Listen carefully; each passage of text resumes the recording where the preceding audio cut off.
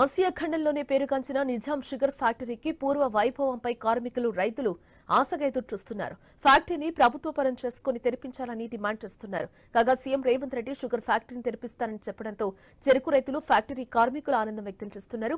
అసలు ఫ్యాక్టరీ తెరవడం కుదురుతుందా? మళ్లీ చెరుకు రైతులు చెరుకు పంట పండించేందుకు సిద్ధంగా ఉన్నారా? కార్మికులు చెరుకు రైతులు ఏమంటున్నారు? ఇక దీనిపై కార్మికులు రైతులతో మా ప్రతినిధి శ్రీకాంత్ ఫేస్ టు ఫేస్.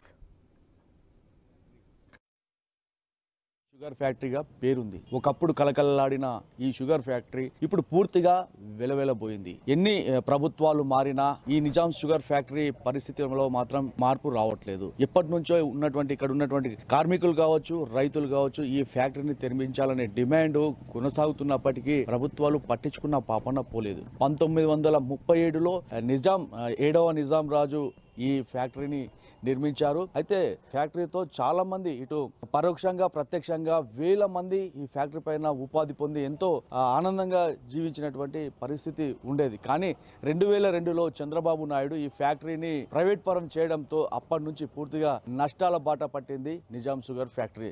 తర్వాత వైఎస్ రాజశేఖర్ రెడ్డి ముఖ్యమంత్రి అయిన తర్వాత ప్రభుత్వ పరం చేసుకోవాలని సిఫార్సులు కూడా చేసినప్పటికీ వైఎస్ మరణానంతరం ఈ ఫ్యాక్టరీ మళ్ళీ ఆ సిఫార్సును అమలు కాని పరిస్థితి.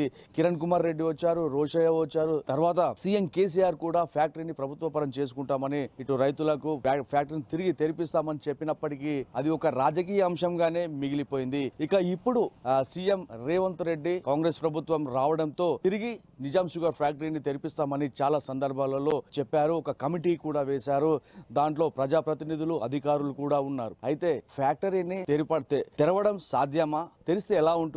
చెరుకు ఇక్కడ ఉన్నటువంటి దాదాపు బోధన్ నియోజకవర్గంలో 50 నుంచి 60 వేల ఎకరాలు చెరుకు పండేది. కానీ ఫ్యాక్టరీ మూతపడ్డ తర్వాత అసలు ఏ రైతు కూడా చెరుకు వైపు వెళ్ళని పరిస్థితి. నిజామాబాద్ జిల్లా నిజామాబాద్లోని చుట్టుపక్కల ఉన్నటువంటి ప్రాంతాల్లో కూడా గతంలో చెరుకు పండించేవారు. కానీ ఇప్పుడు చెరుకు అంటే తెలియని పరిస్థితి ఏర్పడ్డది. ఇది కేవలం షుగర్ ఫ్యాక్టరీ లే ఆఫ్ ప్రకటించడం వల్ల ఇప్పటి వరకు దాదాపు చాలా సంవత్సరాల నుంచి కార్మికులు కూడా తమకు రావాల్సినటువంటి బకాయిలు కూడా పూర్తిగా నిలిచిపోయాయి. సో ఈ ప్రభుత్వం, ఈ సీఎం రేవంత్ రెడ్డి మాట ఇచ్చారు ఫ్యాక్టరీని తెరిపిస్తానని. కానీ ఇక్కడ ఉన్నటువంటి కార్మికులు ఏమనుకుంటున్నారు, రైతులు ఏమనుకుంటున్నారు, అసలు ఫ్యాక్టరీ తెరిస్తే లాభం ఉంటుందా ఏంటి అనే దానిపైన మనం కార్మికులు అలాగే రైతులతో మాట్లాడే ప్రయత్నం చేద్దాం. సార్ చెప్పండి, చాలా రోజుల నుంచి లే ఆఫ్ ప్రకటించారు, కార్మికులకు రావాల్సిన వేతనాలు రాలేదు, బకాయిలు రాలేదు, ఎట్లా ఉంది? ముందుగాల సీఎం రేవంత్ రెడ్డి గారికి ధన్యవాదాలు. ఎందుకంటే స్వాగతిస్తున్నాం వాళ్ళు వేసిన కమిటీని. ఏదైతే నిజాం షుగర్స్ను ఓపెన్ చేసడానికి వీలుగా సాధ్యాసాధ్యాల మీద ఒక కమిటీ వేయడం జరిగింది.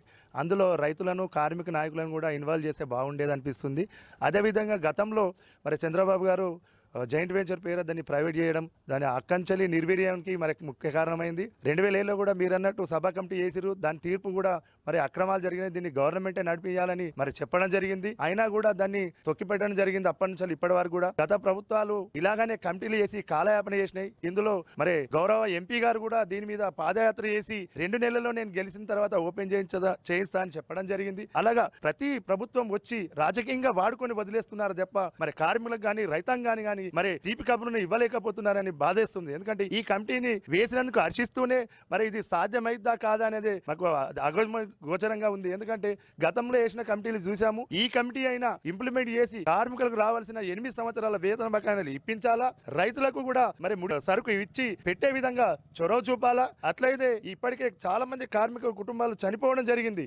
సార్ చెప్పండి, అంటే చాలా కాలం నుంచి మీరు ఉపాధి లేక ఇబ్బంది పడుతున్నటువంటి పరిస్థితి, తిరిగి ప్రభుత్వం ఈ ఫ్యాక్టరీని తెరిపిస్తానంటున్నారు. ఎట్లా ఉండబోతుంది? గతంలో ఉన్నటువంటి యంత్ర సామాగ్రి కావచ్చు, ఇప్పుడు ఎట్లా ఉంది ఫ్యాక్టరీలో పరిస్థితి, ఎట్లా ఉంటే బాగుందంటారు? సార్ నా పేరు బాలకృష్ణ. నేను 20 సంవత్సరాలు ఫ్యాక్టరీలో నౌకరీ ఉద్యోగం చేసిన సార్. నాకు 40 సంవత్సరాలు ఉన్నప్పుడు ఫ్యాక్టరీ ల్యాబ్ చేశారు. అంటే 2015లో ల్యాబ్ చేశారు. 2015లో ల్యాబ్ చేస్తే నా 40 సంవత్సరాల తర్వాత నేను వేరే దగ్గర ఉద్యోగం చేయలేకపోయినా, నేను ప్లస్ నా భార్య పిల్లలు కూడా రోడ్ల మీదకి వచ్చేసారు. నేను చదివించుకోలేకపోయినా. 45 మంది కార్మికులు తిండికి లేక, అంటే మేము ఒక జీతానికి అలవాటు పడ్డోళ్ళము, 45 మంది కార్మికులు చచ్చిపోయారంటే వాళ్ళని చూసి మేము ఇంకా ఘోరంగా అయిపోయినాము. అంటే ఆర్థికంగా, మానసికంగా, శారీరకంగా 3 రకాలుగా ఈ కార్మికులు బాధపడుతుంటే ఒక మీడియా తప్ప మమ్మల్ని చూసిన వాళ్ళు, మమ్మల్ని దగ్గర తీసుకున్న వాళ్ళు ఒక మనిషి మాకైతే కనబడలేదు. కాబట్టి మీడియాకి అయితే ధన్యవాదాలు. రెండోది ఏంటంటే కాంగ్రెస్ గవర్నమెంట్ వచ్చింది 50 రోజులైంది. కాంగ్రెస్ గవర్నమెంట్కి అయితే ధన్యవాదాలు చెప్తున్నాను. ఎందుకంటే సార్ మీరు కమిటీ వేసారు, కమిటీని తొందరగా తీస్తారని నాకైతే 100% నమ్మకం ఉంది. మా ఫ్యాక్టరీని తెరిపించండి. అందులో ముఖ్యంగా ఏంటంటే మాకు జీతభత్యాలు ఇప్పించి మమ్మల్ని ఆదుకోండి. ప్లస్ ఈ రైతులకు చెరుకు పెట్టమంటే కంపల్సరీ పెడతారు సార్. వాళ్ళు పెట్టారు అనే సమస్య లేదు, కంపల్సరీ పెడతారు. ఎందుకంటే ఆల్రెడీ చెరుకు పండించిన భూమిలో ఇవన్నీ పెట్టించండి. ఇక్కడ ఫ్యాక్టరీ నడుస్తే మాత్రం ఇక్కడ ఉన్న కార్మికుల పిల్లలకు కానీ ఇంకా వేరే నిరుద్యోగుల పిల్లలకు టెండర్ నుంచి చాయ్ బండి నుంచి ప్రతి ఒక్కరు బతుకుతారు సార్. కాబట్టి దయచేసి మీరు రేవంత్ రెడ్డి గారికి ధన్యవాదాలు, ప్లస్ సుదర్శన్ రెడ్డి గారికి కూడా ధన్యవాదాలు. మీరు మాత్రం కంపల్సరీ ఫ్యాక్టరీని తొందరలో తెరిపించి మాకు ఉద్యోగం అయితే కల్పించండి సార్. సార్ మీరు చెప్పండి, ఎట్లా ఉండబోతుంది? అంటే ప్రభుత్వం మీద ఇప్పుడు రేవంత్ రెడ్డి చెప్పారు, నమ్మకం ఉందా? ఎందుకంటే మీరు చాలా రోజుల నుంచి చూసుకుంటూ వస్తున్నారు. మీరు ప్రభుత్వానికి ఏం సందేశం ఇవ్వబోతున్నారు? ముందుగా గౌరవ సీఎం రేవంత్ రెడ్డి గారికి ధన్యవాదాలు. ఎందుకంటే కమిటీ వేశారు, కమిటీలో ఒక 2 నెలల్లో ఫుల్ఫిల్ చేస్తా, ఇంప్లిమెంట్ చేస్తానని వేశారు. చాలా ధన్యవాదాలు. మీరు దాదాపు 2 నెలలు అవుతుంది. మీ ప్రభుత్వం మాకు మంచిగా అనిపిస్తుంది. ఎందుకంటే ఒక్కొక్కటి ఉద్యోగాలు ఇస్తున్నారు. ఇప్పుడు ఆర్టిస్ట్ని అట్లా వాళ్ళ కార్య నియామకాలు నియమించారు. మొన్న 7,094 మంది నర్సులు, స్టాఫ్ నర్సులు మీరు నియామక పత్రాలు ఇచ్చారు. మాకు నమ్మకం ఉంది, పూర్తి విశ్వాసం ఉంది రేవంత్ రెడ్డి గారి మీద. ఎందుకంటే గతంలో ప్రభుత్వాలు కమిటీలు వేసినాయి కానీ ఇంప్లిమెంట్ చేయలేకపోయినాయి. కాబట్టి మీరు కూడా అలా చేయకుండా మీరు చేస్తున్న నమ్మకం ఉంది. ఆ విశ్వాసాన్ని మాకు కల్పించాలా, చేయాలా.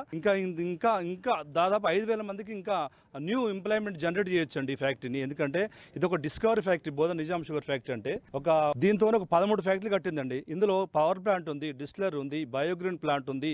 ఇంకా దీనికి ఇథనాల్ కూడా ప్రొడ్యూస్ చేయొచ్చండి. సెంట్రల్ గవర్నమెంట్ కూడా దీనికి సహకారం అందిస్తే ఇథనాల్ ఫ్యాక్టరీ పెట్టొచ్చు. అప్లై చేస్తే బాగుంటుంది. మేము గతంలో కూడా చెరుకు పెట్టాం సార్. ఇప్పుడు నిన్ననే క్రాషింగ్ అయితే 2 ఎకరాల చెరుకునే మాగి ఫ్యాక్టరీ పంపించినాం. ఖాజాపూర్ హున్సా మందర్న ఇప్పుడు ప్రజెంట్ కూడా 500 ఎకరాలు చెరుకు ఉంది. ఈ 2-3 రోజుల్లో క్రషింగ్ అయిపోతుంది మొత్తం. ఒకప్పుడు మాకు షుగర్ ఫ్యాక్టరీ అంటే అభిమానం సార్. షుగర్ ఫ్యాక్టరీ అంటేనే, ఎందుకంటే మా రైతులకు కూడా ఏదైనా పంటలు పెట్టుకోవాలంటే చెరుకు కాకుండా వేరే పంటలు పట్టుకుంటున్నాము. ఇది షుగర్ ఫ్యాక్టరీని తిరిగి పూర్వవైభవం తీసుకురావాలని చెప్పేసి కార్మికులు కోరుతున్నారు, రైతులు కోరుతున్నారు. రైతులు కూడా తాము చెరుకును పండించేందుకు నేటికి కూడా సిద్ధంగా ఉన్నామంటున్నారు. ఈ ఫ్యాక్టరీ ద్వారా అనేకమైనటువంటి లాభాలు ఉన్నాయి. ఇలాంటి లాభాలు ఉన్నటువంటి ఫ్యాక్టరీని ఎందుకు మూతబడి ఉంచాలి, ఇప్పటికైనా తెరిపించాల్సిన అవసరం ఉందని చెప్పేసి ముక్త కంఠంతో రైతన్నలు, కార్మికులు కోరుతున్నటువంటి పరిస్థితి. కెమెరా పర్సన్ రవినాయక్తో శ్రీకాంత్, ఐ న్యూస్, నిజామాబాద్.